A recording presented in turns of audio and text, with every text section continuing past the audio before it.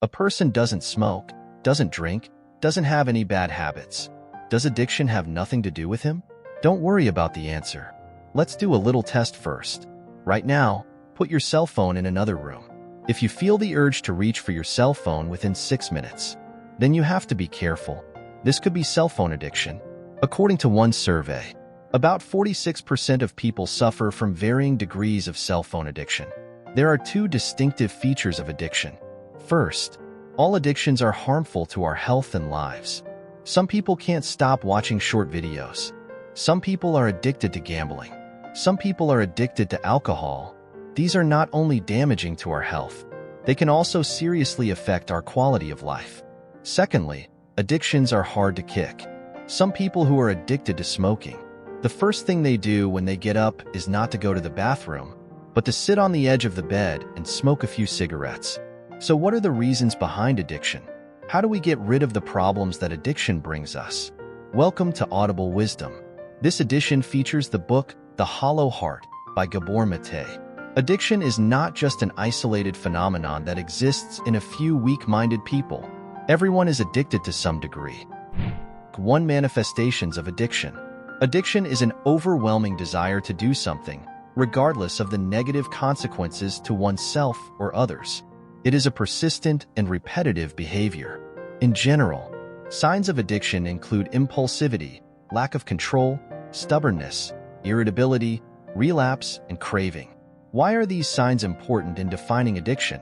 Because there are behaviors in life that are compulsive and repetitive, but not strictly addictive. A classic example of this is obsessive-compulsive disorder, OCD. There is a person with compulsive hand-washing. He may wash his hands hundreds of times a day. Sometimes he will wash his hands until the skin on his hands is worn away, and yet he will continue to wash his hands. What is the biggest difference between an addiction and an OCD? An obsessive-compulsive person is unable to get pleasure or excitement from his behavior. He's in pain, but he can't control the behavior. Addiction is different. Addiction is short-term pleasure, and that pleasure can sometimes be very intense. But all addictions are short-term. The pleasure is followed by long-term pain. And knowing that addiction is bad, but not being able to quit, that deepens the pain. In general, there are two main types of addiction. One is a material addiction, such as tobacco, alcohol, and drugs. The other is behavioral, such as gambling. In the movie Shopaholic, the heroine of the movie Shopaholic is a shopaholic. She doesn't go shopping out of necessity. Whenever she is under pressure, she can't resist the urge to go to the mall and buy a lot of things. These are the signs of addiction. Now, about the causes. What happens to the brain of an addict? What are some of the factors that lead to addiction? What are the causes of addiction? From the perspective of our brain's neurological system, whether it is a substance addiction or a behavioral addiction. In the end, it's all about the neurotransmitters that cause the addiction. What are neurotransmitters? Neurotransmitters are important mediators in our brain circuits. For example, dopamine, serotonin, norepinephrine, and other chemicals we all know are neurotransmitters. In fact, the nerve cells in our brain are not hand-in-hand at the microscopic connections. There is a small gap between them called a synapse. At the synapses, neurotransmitters transmit information to each other. This forms a brain circuit, which trigger neurophysiological activity in humans. To put it simply, there are three systems in the brain that secrete neurotransmitters that are closely related to addiction. The first is the dopamine system. Everyone has heard of dopamine, but what does it do? Dopamine has one very important function. It gives a person a feeling of pleasure. Once a person experiences pleasure, it is very difficult to quit. There are certain behaviors that increase the level of dopamine in our brain. For example, when we eat, our dopamine levels increase by 50%. Smoking cigarettes or drinking alcohol increases our dopamine levels by about 100%. Cocaine can increase it by 300%. Most addictions in life, whether it's a substance addiction or a behavioral addiction, are different ways of increasing dopamine levels. This leads to addiction. However, when any chemical substance is in the body for a long period of time, a person develops a tolerance to the addictive substance. Over time, the addict's need for the addictive substance increases. For example, If a person is addicted to gambling, the more he gambles, the more addicted he becomes. Another example, people who are obese have fewer dopamine receptors in their bodies the fatter they get. This means that they have a harder time producing enough dopamine and have to eat more and more to get the short-term gratification they need. The second brain system associated with addiction is the opioid system.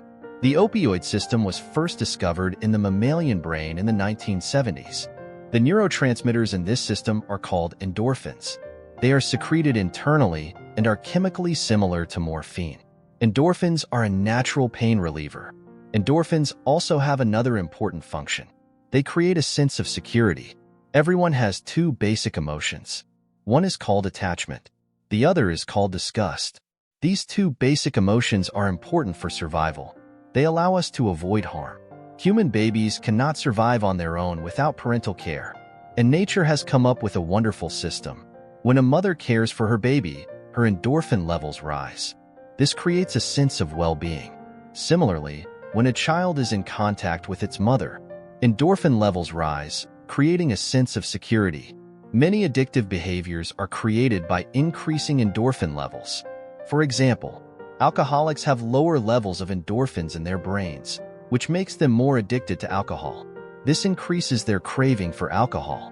Addicts have lower levels of endorphins in their brains, so their cravings for addictive substances or addictive behaviors increase. The addicted person then repeats the addictive behavior over and over again. Of course, some of the behaviors that people engage in their natural state of life can also increase endorphin levels. For example, exercise. Extreme sports such as bungee jumping also increase endorphin levels. The third brain system associated with addiction is the self-regulatory system in the cortex. The human brain can be easily divided into a primitive brain and a neural brain. The lower part of the brain is the primitive brain and the upper part is the cerebral cortex, also called the neocortex. A person's desires are generated from the lower level. The upper level is responsible for making decisions, and the frontal cortex of the brain is responsible for deciding whether we should act or not. From the moment of realization to the initiation of an action, it's about 1 to 10 th to 1 to 5 th of a second. For example, people who are addicted to shopping, their thinking part of the brain goes on vacation. The addict's frontal lobe is damaged and abnormal. This results in impaired rational judgment and impulse control.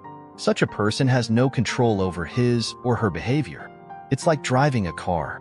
Push the clutch, apply the brakes, fill the gas tank. A series of actions that should be very smooth, but some of them get stuck. At that point, you can't control yourself, even though you think it's wrong and you shouldn't be doing it. You can't help yourself. What happens to the brain of an addict? There are usually fewer and smaller nerve cells. There is less gray matter in the central nervous system. The size of the brain also becomes smaller. The frontal lobe is impaired, and the cortex, which is responsible for rational decision-making, is less active. Almost all addictive activities, including shopping, eating, watching TV, etc., activate the three brain systems described above. They interact in an addictive manner. Addictive behaviors cause these brain systems to become abnormal, which in turn triggers addictive behaviors. This creates a vicious cycle. In addition to the three brain systems, what other factors can trigger addiction? First, there is the childhood environment. This includes a lack of emotional nurturing, affection, and childhood adversity. The biggest difference between the human brain and other mammals is that 3/4 of the human brain develops after birth. A baby antelope can walk very soon after birth, but after a human baby is born, they are basically unable to do anything except cry and eat. How does a child's brain develop? At birth, nerve cells in the brain make new connections at an exponential rate. It's like a wall full of roses all at once. It grows exponentially. However, many nerve cell connections are unused, so it prunes itself, leaving the useful ones and pruning away the useless ones. This is called synaptic pruning. What causes synaptic pruning? A person's environment plays a big role. For example, a person is born with good vision genes, but he is born in an environment where there is no sunlight. It's a dark room. After a few years, he becomes permanently blind. His visual genes will not show up. Many addicts, especially drug addicts, They've had some unfortunate experiences in their childhood. For example, they were abused. As a result, those who grew up with an unhappy childhood are more likely to become addicts. Gabor Matei tells a story about himself in The Hollow Heart. He was born in 1944 and is Jewish. He was given away at the age of 1 due to social circumstances and illness. He lacked the love of his biological parents during his childhood. Later, he became addicted to classical music. He found that when he listened to music, he felt as if he were surrounded by amniotic fluid, filled with warmth and a sense of security. Addiction can also be triggered by an excessive preoccupation with the outside world. There's a word here called differentiation. It is an expression of psychological maturity, a child from birth to adulthood. If it's well differentiated, it can have an independent personality, independent thinking and judgment. But many people are not well differentiated. They may be old, but their minds are still in a relatively young stage. What factors influence a person's differentiation? It has to do with upbringing. For example, if parents spoil their child, when the child grows up, he or she may be overly arrogant. They may not have a clear and correct understanding of themselves. A person who is not well differentiated, he will not be able to provide for his own inner needs. As a result, his sense of fulfillment and pleasure will be too dependent on the outside world. He can only get pleasure and fulfillment from the outside world. Then the person will easily become addicted. Another factor that triggers addiction is stress. It is a very important factor in addiction. Stress reduces the activity of dopamine in the brain. It increases the craving for addictive substances. This leads to a higher risk of addiction. The final factor that can lead to addiction is social. This is a twofold process. On the one hand, some addictive behaviors in our society have huge financial benefits. For example, tobacco and alcohol. Another example is Las Vegas, which is a very famous casino in the world. Anyone who has been to a casino may have noticed that there are some elaborate designs. For example, there are no clocks. When a person indulges in gambling, he forgets the time. They deliberately don't let you see the time, so you can spend more time here. Cell phone games are also a social problem today. Why is it so easy to become addicted to cell phone games? Because they are created by designers who do their best to stimulate dopamine in the human brain. They are carefully designed to make people addicted. Those are the factors of addiction. So what is the cure for addiction? How to cure addiction? First, we need to understand the concept of brain plasticity. Since the root cause of addiction is addiction to neurotransmitters in the brain, we can change the brain by healing it. If you understand the mechanism of cell renewal in the human body, you probably know that human nerve cells do not regenerate. However, they can be reconnected to different environments. This reconnection of the brain is called brain remodeling. For example, some stroke patients are paralyzed. However, after systematic rehabilitation training, many of them can regain their athletic ability. This is because the remaining healthy nerve cells have been reconnected. The good news is that brain remodeling does not disappear with age. As long as a person does it the right way, we can remodel our brains throughout our lives. So how can brain remodeling help us kick an addiction? There are two dimensions: external factors and internal factors. External factors mean that we have to change our environment. The environment in which we live has a very strong relationship with addiction. If you are in a stressful work environment or an irritable family environment, you need to find a way to change your environment. Alternatively, you can also try a method called conscious mental effort. Mental effort is an existence different from our brain. As we all know, when we want to change something, there are basically 3 levels. The first is called changing matter. The second is changing theory. The third is changing mind. Let me give you an example. A person likes to drink a lot. After drinking, he feels bad and goes crazy. The next day, he decides to stop drinking. This is called changing matter. After listening to a lot of reasoning, he realizes the truth and stops drinking. This is called changing theory. But that is not real change. The real change is called a change of heart. Changing mind. It means that when a person sees alcohol, he doesn't feel anything, and he is free from the bondage of that desire.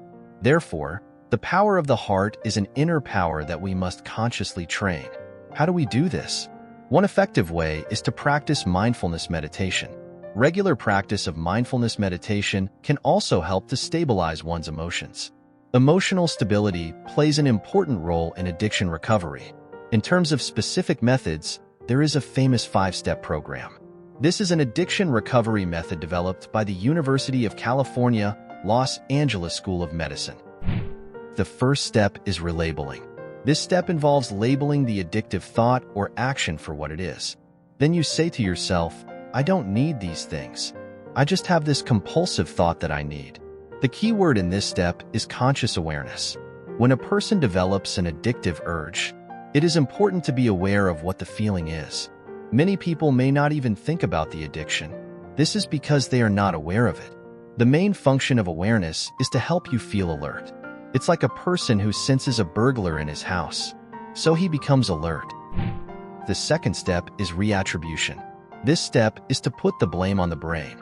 This is where you tell yourself, this desire and impulse that we have is not the right one. It's just a false need created by the brain, not a real need. Basically, all addictive behaviors come from our psychological needs, not our physical needs. For example, a person may want to eat candy or drink alcohol. In fact, his body doesn't need them at all. It's just that he's psychologically dependent on them. When you blame the brain, you have to calmly ask yourself, why are these cravings affecting me so much? For example, it may be because of stress, fatigue, boredom, or lack of food. This will help to develop a deeper understanding of the addiction. The third step is called refocusing. What is the key to this step? When a person has an addictive impulse, it's not the impulse that matters, it's the action. Unless you act on it, the addiction process doesn't work. So, in this step, if you develop an addictive urge, then find something else to do. It has to be something you enjoy. Enjoying it means that it increases your dopamine and endorphin levels. For example, if you want to smoke, go for a walk. If you want to drink, go out and play football. If you have a sweet tooth, watch your favorite movie to distract yourself. In short, replace the addictive behavior with another way to get a dopamine rush. It's called refocusing. It doesn't take long. Just give yourself 15 minutes. At this point, the urge to engage in the addictive behavior will be greatly reduced. The fourth step is called reevaluation. The key word in this step is devaluing. The key point is to think about what negative effects the addiction has had on you. For example, falling further and further away from your goals, alienating loved ones, filling relationships with lies, deceit, and pretense, or wasting time and so on. It is important to note, however, that this is an objective evaluation, not a devaluation or criticism of yourself. When an addiction arises in you, it's a good idea to get a pen and a piece of paper, then sit down at a table. Write down your feelings about the cause and effect of your addiction. After you have written them down, you will find that your addictive impulses have been weakened. The fifth step is called reinvention. For addicts, the person they are now has been shaped by their past life. It is time to recreate and choose a different life. Everyone has their own values, passions, talents, and skills. So, write down your values and desires to recreate your life. The person who has the urge to become an addict is not the real you. The person who desires a positive, healthy life is the real you. Occasional failures are inevitable in this process. Everyone stumbles. However, good intentions will not lead a person to hell. Lack of good intentions and being stuck in the old patterns of life will. What we must remember is that, regardless of the type of addiction, the addict doesn't want to hurt others. He simply wants to be free of his inner pain. So be tolerant of yourself and be tolerant of those around you who are addicted, whether it's a relative or a friend. The most important thing is to give them more understanding and acceptance. Today we analyze why people become addicted, the factors that cause addiction, the changes in the brain after addiction, and how to cure it. In this process, we may have seen something that we are missing or carrying in our life journey. It may be care and love, or it may be intense pressure. It's not the world we live in. It's not anything external. It's our own heart. In terms of healing addiction, there is no shortage of great spiritual guides, teachings, and practices. What is lacking is the willingness to change. The important thing is to act now. As we begin to act, we slowly realize that the real healing takes place within us, not elsewhere. May we all become masters of our own lives, instead of living lives controlled by addiction. Thank you for listening to Audible Wisdom.